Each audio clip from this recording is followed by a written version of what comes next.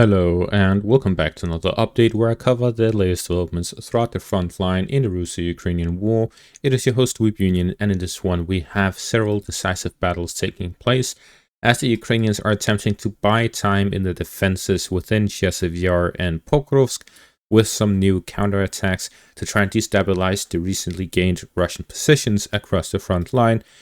In turn, the Russians have managed to make several gains across the northern and southern flanks of Kursk, as well as in the Kupiansk section of the front line, and several advances in the southern parts of the Ukrainian Kursk incursion. Starting out in the Kursk direction, the Russians have managed to capture the settlement of Cherkasskaya Konopelka. They've also managed to reach the outskirts of Kirillovka, and in the south they are flanking the settlement of Guevo along the border area between Russia and Ukraine's Kursk and Sumy regions. The Russians are here trying to gain full control over the Sel river line, gain control over the fortified positions, and secure the southern flank ahead of operations entering into Guevo to prevent further Ukrainian incursions towards Pokrovsk and secure their control over the settlement.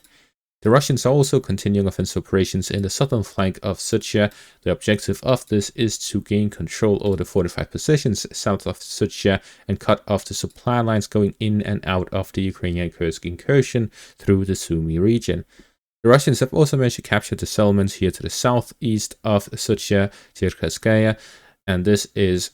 further advances by the Russians along the fortified positions of the Ukrainians and their final settlement ahead of the settlement agglomeration, the village agglomeration around Sucha. The Russian advances towards the settlement of Kirillovka was geolocated with some footage of Russian soldiers at the outskirts of the settlement being targeted by Ukrainian FPV drones. The Ukrainians only have a few settlements and mainly just forest patches in the southeastern parts of Sucha, and with this the Russians would be able to, with control over these two settlements, to cut off the supply route in and out of Sucha from the south, leaving only the western entrance as the remaining sole supply line in and out of the Ukrainian Kursk incursion in its entirety, as there are no additional supply routes that the Ukrainians can make use of besides the one going in and out of Sucha. Therefore, the battles taking place in the southern flank of Sucha as well as in the northern flank towards Svetlukovo are decisive for the Ukrainian Kursk incursion. If the Russians gain control over these settlements and start hitting the supply lines in and out of Sucha, they will operationally encircle 8 Ukrainian elite brigades as well as 10 battalions, which would have devastating effects towards the Ukrainian Kursk incursion and the war in Ukraine in its entirety, because if the Ukrainians lose all of their forces in the Kursk incursion,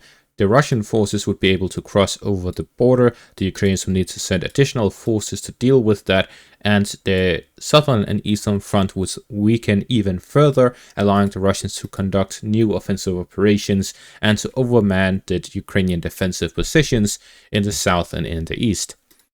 Towards the Usk River direction near Kupiansk, the Russians managed to advance south of Pishane as they continue their operations, gain control over the fortified positions northeast of Borova. The Russians are slowly moving towards the northern flank, capturing fortified positions and securing the area towards the settlements further south along the Usk River line, the objective being to move towards Borova and gain control over an additional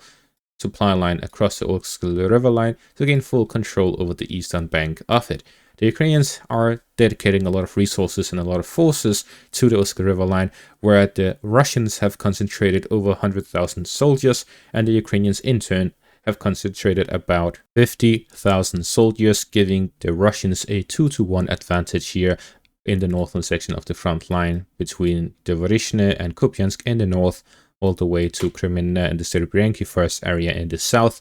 However, the Ukrainians are at a 2-to-1 disadvantage, not a 3-to-1 disadvantage. That means that their forces are enough to conduct defensive operations. The Russians would need a 3-to-1 advantage for proper offensive operations to be effective. This is why the advances are so slow, because they simply do not have enough forces to gain a strong enough advantage to properly conduct offensive operations. They may get a 3-to-1 advantage locally in some areas, which will allow for further offensive operations and advances, as we see here to the south of Kupiansk, where there's a smaller contingent of Ukrainian forces compared to the pocket near Kupiansk or in the Liman direction. Meanwhile, this area is close to Svatove, which is a Russian supply hub, which allows for larger concentrations of Russian forces, and this is why their advances are mainly focused in this direction and towards Kupiansk, where they can make use of the supplies concentrated around Svatove.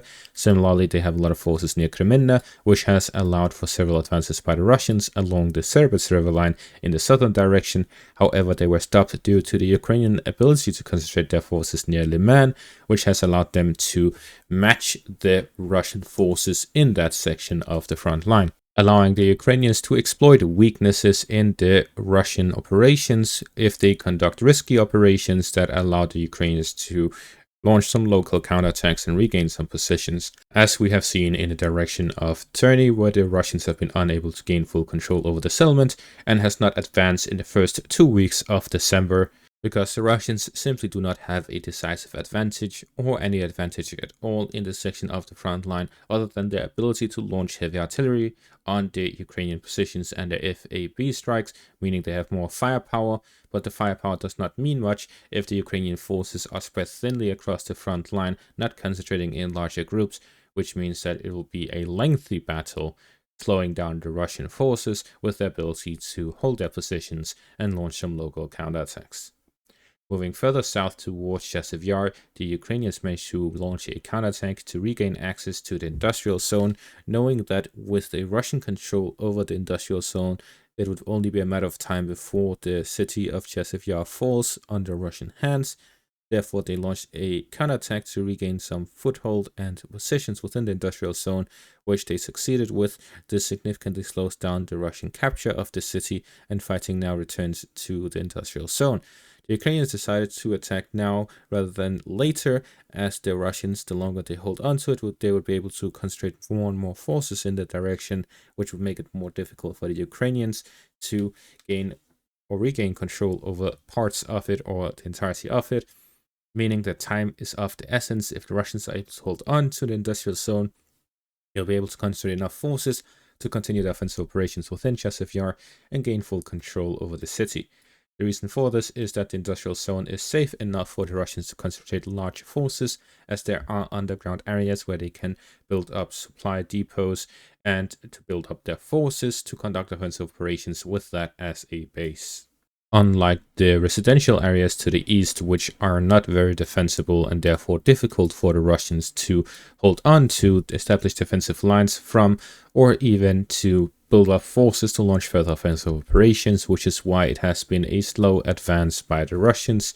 Their supply route goes all the way from Bakhmut towards Chasiv Yar, while the Ukrainians have their own supplies within Chasiv Yar itself. With that much smaller supply line, they're able to operate much more freely within the city. Moving further onwards towards the Pokrovsk section of the front line, the closer the Russians get to Pokrovsk, the more difficult the battles become. The Ukrainians launched some local counterattacks, which allowed them to gain control over some of the trenches here to the west of Shevchenko, and also to re-enter Novotroitske, according to the latest reports. The ones near Shevchenko is also geolocated, with the Ukrainians launching an armored assault to regain control over the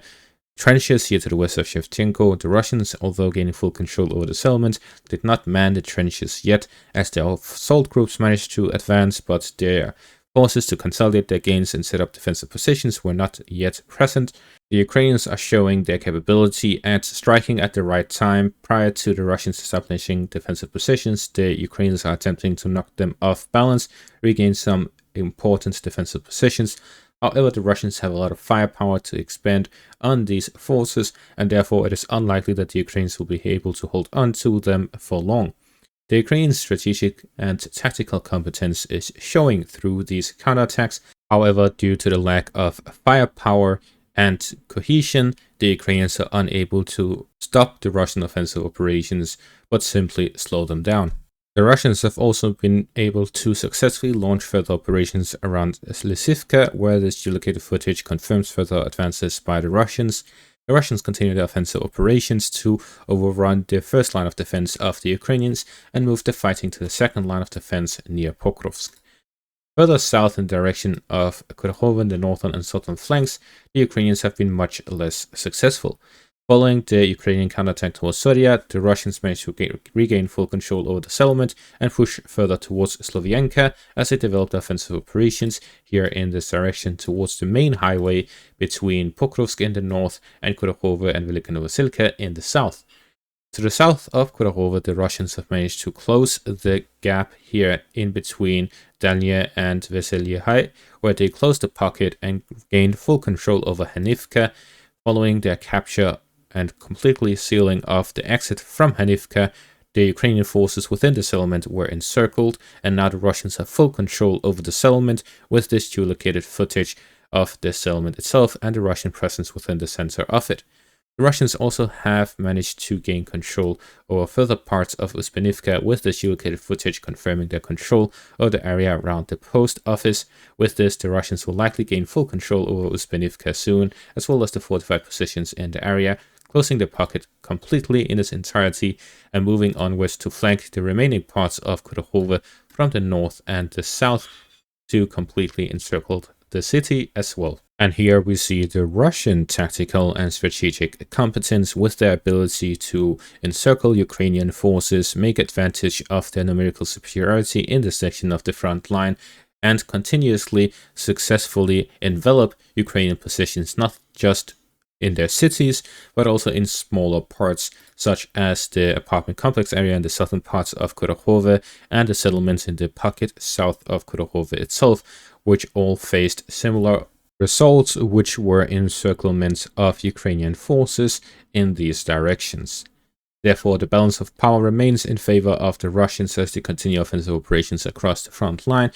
Several decisive battles are taking place, which could determine the direction the war will be going in over the next couple of weeks and months, as if the Ukrainians are able to withdraw their forces from many of these pockets and not lose too many soldiers, they'll be able to significantly slow down the Russian forces going forward and slowly be pushing back, but not decisively. While if the Russians are able to close some of these pockets, most importantly for them, the Kursk incursion, but also the ones near the south of Donetsk in Kursk, Velika Novosilka, and the pockets south of these locations. If they're able to take advantage of these developments, encircle the Ukrainian forces, they'll be able to gain a significant advantage across the front line, and they'll be able to decisively break through the Ukrainian defensive lines near Pokrovsk, Donetsk, and the Sumy directions. And that is going to be all for this update. Thank you all for watching. Make sure to leave a like, subscribe, check out my Patreon and YouTube membership for additional content. Thank you all for watching and have a great day.